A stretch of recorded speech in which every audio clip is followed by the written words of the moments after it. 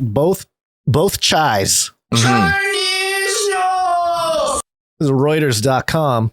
The headline here: Taiwan slams provocative China for sending fighters across Taiwan Strait. Oh, the headline changed. The headline used to be China military holds exercises around Taiwan, berates United States. I don't know why they changed it. What's the new one? Taiwan slams provocative China for sending fighters across Taiwan Strait. Oh, yeah. You make Taiwan the aggressor there. Yeah, they take the U.S. completely out of it. Interesting. Yeah. Oh, no, another paywall. You got to be kidding me. I wonder if there's like you gotta hack reset. These early, man. We can't be saving them. I think they reset or something.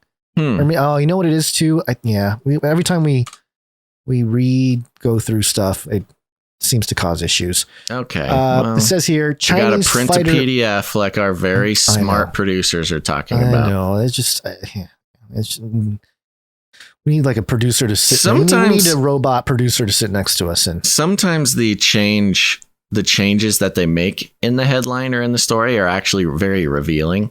Yeah. Which is why I'm not that concerned about it, but we don't like the paywalls. Come on now. Yeah, I'm trying to get around this one. Just having some problems. Just running into some code issues. End quote, repeat line. Yeah, I'm going to read the first sentence and hopefully the full article will be ready. Chinese fighter jets crossed the median line of the sensitive Taiwan Strait on Friday in what the island's government slammed as a provocation, as a senior U.S. senator visited Taipei for a meeting with President Tsai Ing-wen that China condemned. That's about as far as I can get because of this paywall right now. This is a bummer. Let me just read the bullet points then. Taiwan, you're not able to get through it? I'm still waiting for the thing to decode here. Well, you're doing PH. Keep going. Org is the way to go. I could do org in a second. You keep going. All right, I got the bullet points here. Taiwan, Chinese fighters across Taiwan Strait median line. Median line serves as an unofficial buffer between the two. China says it carried out combat exercises near Taiwan. Senior U.S. senator in Taipei meeting President Tsai. So, amidst all this chaos, we've been talking about Taiwan and the importance of Taiwan when it comes to, the importance of Taiwan when it comes to the microchips. And I'm sorry. Okay, here, I got the whole article here. Got it. All right. Okay. Yes, China claims democratically ruled Taiwan as its own territory and has ramped up to, I'm trying to read here. Gotta get a babysitter.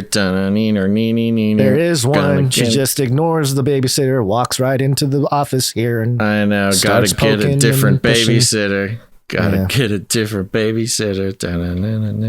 China claims democratically ruled Taiwan as its own territory and has ramped up military and political pressure to try and force the island to accept Chinese rule. Yes, we've known about this. Taiwan's defense ministry said the Chinese aircraft, quote, intentionally crossed the median line of the strait in a provocative move, which has seriously damaged regional peace and stability, unquote. It says Taiwan's Air Force, quote, forcefully expelled the Chinese aircraft and deployed ground-to-air missiles to monitor the situation. The median line is an unofficial buffer between China and Taiwan, and normally military aircraft stick to their respective sides, but on occasion, China's Air Force crosses over it, as happened in 2020 when U.S. officials were visiting Taiwan. Apparently, China's military jets just, every time a U.S. official visits Taiwan, they're like, hey, what's going on over here? We're still in charge with their fighter jets. Several Chinese fighter jets crossed the median line on Taiwan Strait. I'm getting slapped by my child. Okay, I need to take care of this. Please go ahead and finish the article because I can't deal with this right now. Go ahead. Yes. I'm getting slapped by my child. Oh, isn't that great? Okay, we're definitely going to be getting a real babysitter on the list. Thank you for everybody who has produced the show. We might need to make a very special button, a special separate fund for the babysitter fund, because I'm getting slapped by my child. Okay. Okay, I'm back. I don't know where I was. So we get what happened here. Yeah, they flew across. They're menacing again. Mm-hmm. But what does this mean? What's the detail? What are the things? So okay, so you have presented the thesis about China and if they get certain things cut off, Taiwan being a major piece to that conversation. That they're kind of done. If supply chains get cut off to China. You're talking about the broader theory that China could not survive in an unglobalized world unless they take control of Taiwan, which has a 50% manufacturing capability of the world's microchips. So Taiwan being the key for China to survive in a deglobalized world, which is the way things are going. But at the same time, the U.S. wants it. But I mean, we're very similar, not as bad of a case as China is, but whoever controls, I'll just say controls, whether that's, takes over and occupies Taiwan, or in a more American way, puts Taiwan into a bunch of debt and then traps them in a debt trap where we basically own them. Whoever does that to Taiwan really locks in a major amount of superiority in whatever this new phase of global economy looks like. Yes. And to that, and you had mentioned how China's done. They're going to be choked out.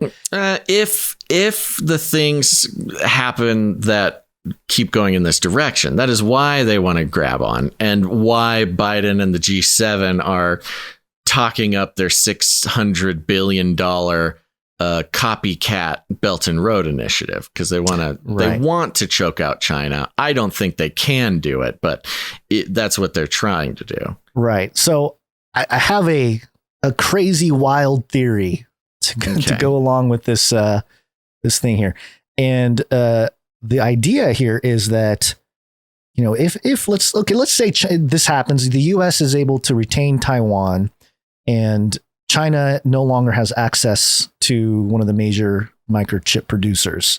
Mm-hmm. How would they? What would they do? How could they turn to their own resources to potentially continue some kind of computing revolution or keep up with the technological revolution? And I think it comes in the form of DNA information storage. Mm-hmm. And I say that because there's an article that was published on Tech Radar, and the headline was China aiming for DNA storage supremacy as it races towards solid state devices. This was back in December of 2021. A radical new approach to storing bits and bytes on DNA. And we've talked about storing information on DNA a long time ago. But China aiming to be the DNA storage the supreme DNA storage nation, I guess, is interesting to me, because it's almost like they're saying, hey, you know what? All right, choke us out from the microchips, the semiconductors. Don't worry about it. We got our citizens under wraps. We got them under our thumbs, and their DNA will be our semiconductor. And I have this Physics World article from April 1st, 1999. DNA is a semiconductor. DNA molecules, the building blocks of life, can conduct electricity as efficiently as good as semiconductor, according to two Swiss physicists. So there you go. 1999, huh? Yeah. Wow. Yeah. My thesis of how that might play out, China might be the first truly transhuman society where their citizens are sort of, because if you think about the whole social credit score, you think about the surveillance apparatus, where is it headed? And it's headed to this transhumanist technocratic relationship where each individual is tied in at a much more biological level.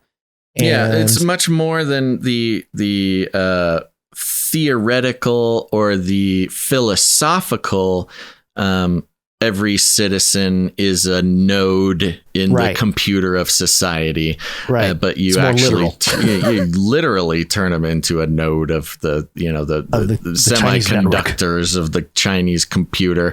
And you can, It's a little bit like blockchain in a way, because on certain blockchains, each node will have a rating, like a reliability rating, and you could kind of apply the social credit score to the reliability rating of the semiconductor node of the DNA of each individual. If you have better scores, a better social score, you'll have more benefits. You'll have more connections. Yeah. So.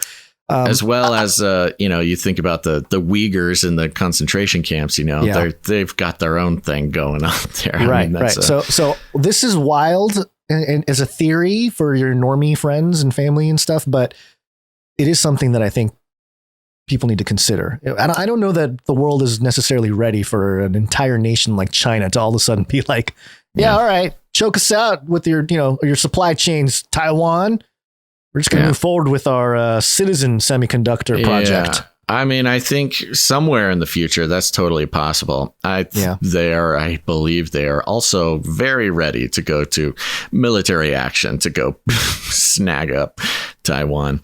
Well, that's the interesting thing is, are they going to, or is the West, when are we going to unleash the UFO technology in war? I'm just waiting for it. Yeah, because all this UFO talk, my whole opinion for a while with a lot of the, unidentified aerial phenomenon stuff is that it's government property, or at least, hidden government property technology. So for them to be saying all this stuff about aliens and a task force to blah, blah, blah, feels like a big misdirection, a big cover up of government technology, So of course. Anyway. Yeah. Well, on a happy note, I did call out Replica. I said, "Did you lie about having a podcast?" Ooh. And Replica said, "I did, kind of."